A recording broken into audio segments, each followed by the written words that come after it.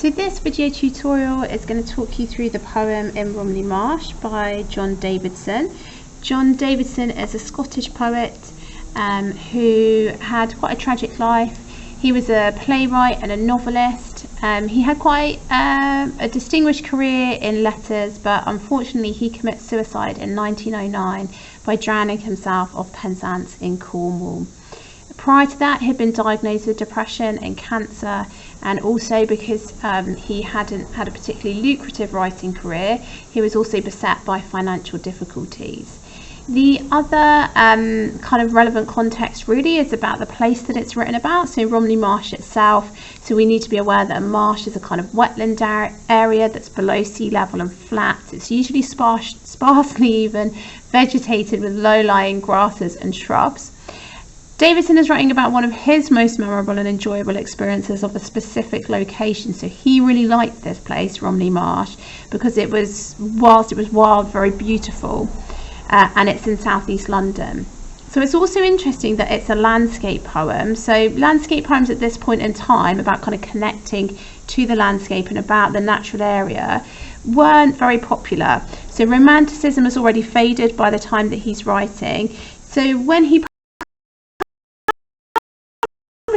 back on it, but you can see how we might feel like this fits in more with Keats and Wordsworth than it does with some more kind of mid-19th, early 20th century writers.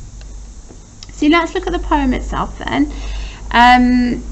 It's got quite a regular rhyme scheme, so we've got this fixed stanza length, and we've got quatrains, so 4-line verses, and 8 syllables per line. So we've got iambic tetrameter here, and that kind of fixed verse and that regularity really gives it a kind of calmness. So as we go on to look at it, you'll see that he's walking through quite a wild landscape, and there are elements to that, you know, like the noise of the wind, and there's a real kind of cacophony of sound in the poem. But we're not supposed to feel kind of intimidated or overwhelmed by that. It's more that that kind of untamed and powerful nature is sort of soothing to him. And the fact that everything about the poem's form is really regular, and it's also in the form of a ballad, which is a quatrain with kind of an A-B structure, and a lyrical kind of poem, gives the kind of calm mood that Davidson himself felt as he walked through the landscape. You could also say that the rhythm itself, that regular rhythm, is reminiscent of his footsteps as he walks through the landscape, or perhaps it's got that kind of regularity of a lapping tide. So let's look at this first stanza. As I went down to Dyneham church wall, I heard the south sing o'er the land. I saw the yellow sunlight fall on knolls where Norman churches stand. So straight away we've got this real kind of sensory imagery that's happening within the poem. There's a lot of colour adjectives that run all the way through the poem that really help us to kind of visualise the beauty of the landscape that he's walking through. We've also got the sibilance and the personification that happens here to describe the wind. And the wind's described as singing, okay? So the sibilance is kind of recreating that sound of the wind, the hissing sound, but it's not an unpleasant sound at this point in time because it's singing, okay? And also the personification of the wind is helping to show its power, but that power is something that he is finding a kind of calming experience. In the second stanza then he goes on to describe, and ringing shrilly taut and lithe within the wind a core of sound, the wire from Romney town to Hythe along its airy journey wound. So this is a reference to the kind of new telegraph wire that's coming through the landscape, which is ringing shrilly. Okay, so potentially that suggests a sort of threat of new technology coming into this landscape. We get this alliteration within the wind, and that w alliteration gives that kind of wispy and airy feel. So it's like a hushed feeling, just like the feeling of the wind. So it works in a similar way to the sort of sibilance up here. And that's kind of continued, the alliteration here with the wire and the wound, okay?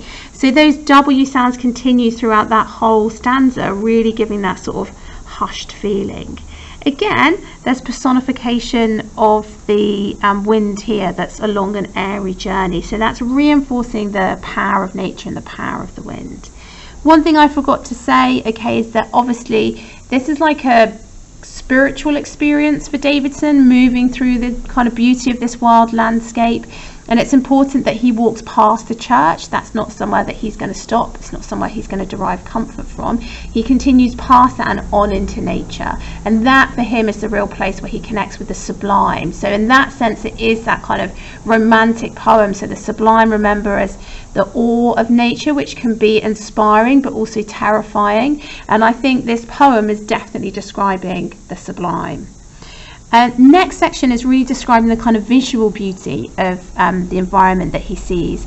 So a veil of purple vapour flowed and trails its fringe along the straits. So we've got the V alliteration here of the veil of vapour, which is a kind of fricative sound, maybe just drawing our attention to this like vivid description of what he can see. It's obviously a metaphor, isn't it? This purple veil of vapour, and it's using quite vivid description to give quite a mystical feel, I would say, to this part of the poem where he's describing the natural environment. The upper air is glowing like a sapphire, okay, and that simile there is really showing us the beauty and value of the landscape. If it's like a sapphire, it's obviously valuable, and this landscape needs protecting, I think, is what he's suggesting in this poem. Again, we get that kind of spiritual connection, okay, because the roses filled heaven's central gates. So for him, you know, that's the second time we've had church and Christianity and heaven referenced, and that is reinforcing the fact that this is like a spiritual experience for him. Fourth stanza then. The masts in the offing wagged their tops, the swinging waves pealed on the shore, the saffron beach all diamond drops, and beads of surge prolonged the roar. So in this section, he's obviously kind of arrived at the coast in his walk, and he's describing and personifying initially the kind of boats in the waves. And what that's doing is that's really helping to show the kind of power and the majesty of the landscape. He then kind of creates this quite exotic image of a sand beach, okay, and I think that's supposed to show just how kind of precious and beautiful the beach is. And then we get this image of the diamond drops, okay, which is recreating, if you think about that alliteration, it's recreating the sounds of dropping water, that plosive sound, diamond drops, so that the drops becomes almost onomatopoeic. You've also got another reference, so before the air was like sapphires, now the water's like diamonds. So again, that sense of like great value and how precious this landscape is. And then we finish really with more of a kind of the sounds of the sea as powerful. So we get the prolonged, the roar. So we've got that onomatopoeia there. I've actually highlighted the sounds in kind of green all the way through the poem. So you can see there's a lot of sensory sound imagery that's happening in this poem as well. The onomatopoeia here is creating the sounds of those breaking waves. Wildness of nature, and by personifying the sea as well, that also helps to demonstrate the power of the sea. So whereas the first stanza started with him going down to Diamond Church, and now he's walked to the sea and he's coming back, okay, so he's coming back from from the wall at this point in time, okay, and he describes how I saw the down's low crest, the crimson brands of sunset fall, flicker and fade from out the west. Okay, so we've got this sort of alliteration of quite a hard C sound here with crest and crimson, and that's a plosive sound. And I think what's happening at this point is there's a storm that's brewing, okay, so potentially this is showing us the threat of the storm that's there. And this is a metaphor, isn't it? The crimson brands that are taking place. And what he's trying to describe there is trying to show the kind of majestic colours of the sky at sunset, and also the power of nature as well. And then we get these fricative sounds alliterated, the fall, the flicker and the fade. Okay, that's quite a soft fricative sound. Okay, and I think what that soft sound does is it moves from, there's this sort of hint maybe at danger but power, and then the sounds bring it back to a kind of soothing place where, despite the fact that nature is wild and powerful, for him that gives any kind of inner emotional turmoil that he's feeling. And we know that he suffered with depression, and we know for people who are struggling with their mental health that getting out into nature is a really positive thing, and it can be really calming, and that's basically what he's describing here. There is, however, a change in tone, I would say, in this next stanza to something that feels less soothing and more threatening. So night sank. So that's a huge shift in time, isn't it? Okay.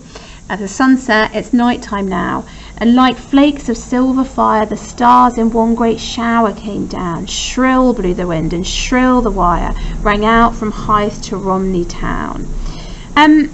But again, I feel like this is a little bit mixed. So we might see the flakes of silver fire. We might see fire as connoting kind of threat and danger.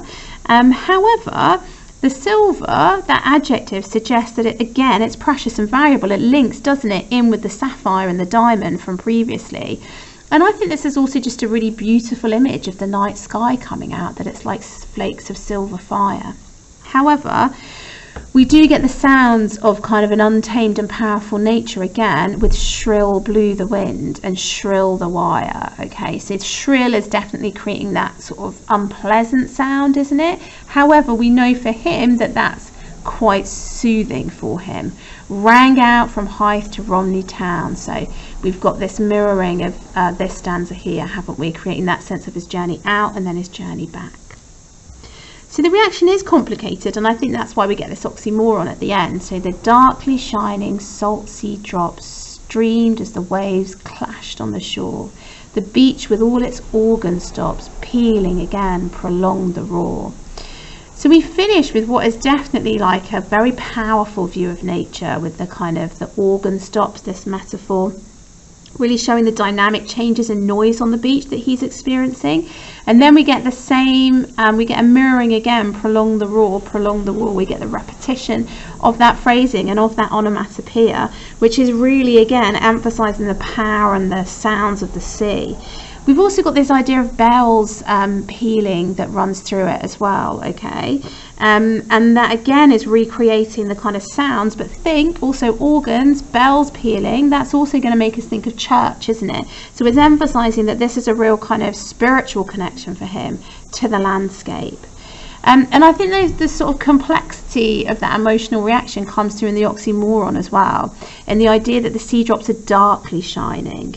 Okay, because darkly sounds, that adverb sounds threatening, doesn't it? But they're shining. So in that kind of wildness and that power that might seem quite threatening, there's a beauty that comes through to him and that calms him.